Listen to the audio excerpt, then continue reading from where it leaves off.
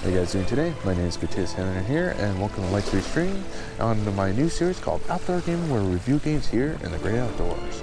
Now, today, I'm particularly excited for reviewing Star Wars Jedi Fallen Order, and I already played this game a couple of times. I absolutely love it.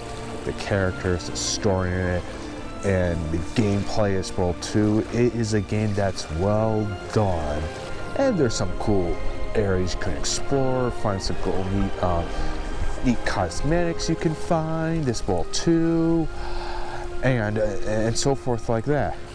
Now, when I actually went to Star Celebration back in 2019, where they first revealed the trailer at the panel, which I went to, one of the first things they said, like, there's no microtransaction, no DLC, just a single player campaign. And I gotta say, at that time, that's when EA really f***ed up on all that, especially with Star Wars Battlefront 2, which it's a game I did like, but I'll tell that in another video. Now, on Star Wars Jedi Fallen Order, one of the reasons why I like the game is because great lightsaber fights in there.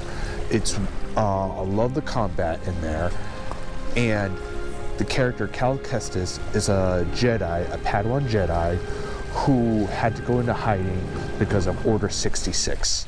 And there are some really dark themes in this game, especially story-wise, where the Inquisitors are hunting after you, Empire's coming after you, and it was when he was a kid that they killed his Jedi Master.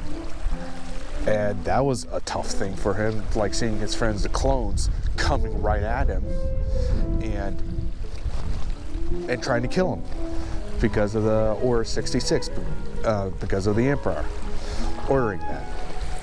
And once he was in hiding, he meets a couple of people who became allies and then eventually friends as well too, to stop the Empire. And what the main plot is, you have to find this one holocron where it has all the Force-sensitive kids stored in there, and the Empire wanted that. Try and find all those Force-sensitive kids to kill them, or just to turn into Inquisitors. And Inquisitors are is not Sith, but it's more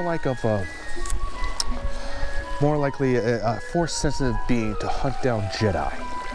And that's what they're using them for. So yeah, this is like a dark time, and you have to go find it. Journey is awesome, and the dynamic of the characters and what they go through, you do feel that compelling storytelling element in there.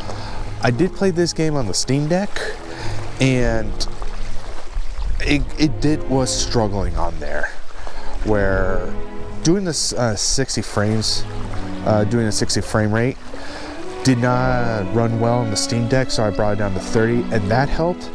But there were still times it had issues loading and frames dropping dramatically.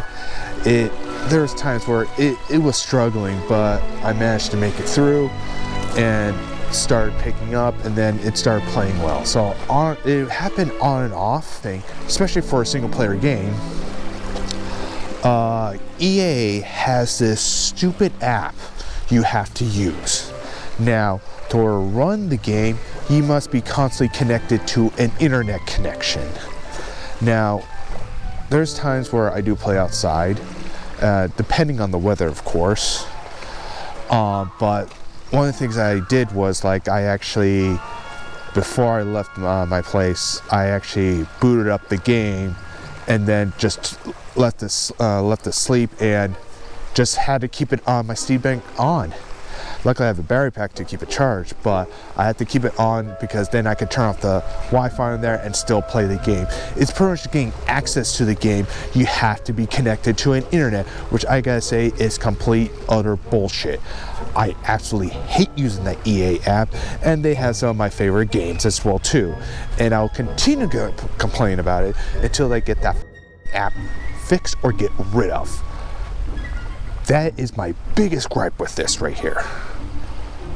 So with the negatives out of the way, this is a game that's worth playing, and especially me being a lifetime Star Wars fan as well too. And oh, the other thing is, especially when I went to Galaxy's Edge, I did build my lightsaber over there, and what you can do in the game is customize your lightsaber, and it can actually look like the one you built from Galaxy's Edge. So I don't know if we'll do that for all, but the one I did in the game, I was able to do. So that was actually really cool right there. And even the droid as well too, BD1, I did love that droid that my sister gave me as a Christmas present, the Lego droid. All in all, great game, especially this month. I'm kind of treating it as Star Wars month in a way, since you got Andor Season 2 coming out April 22nd, and you had also Star Wars Celebration as well too, so I'm going to be looking at doing coverage of that right there. And in the meantime, I'm going to be reviewing more Star Wars games. So all in all, great game. Could use some work on the Steam Deck. Highly recommend to people to go give it a try. So have you guys played the game? Let me know down in the comments below. And if you played it on the Steam Deck, let me know also, how well did that run? Did it run good? Did you have to do major tweaks to it? How were you able to get configured to make it run well on the Steam Deck?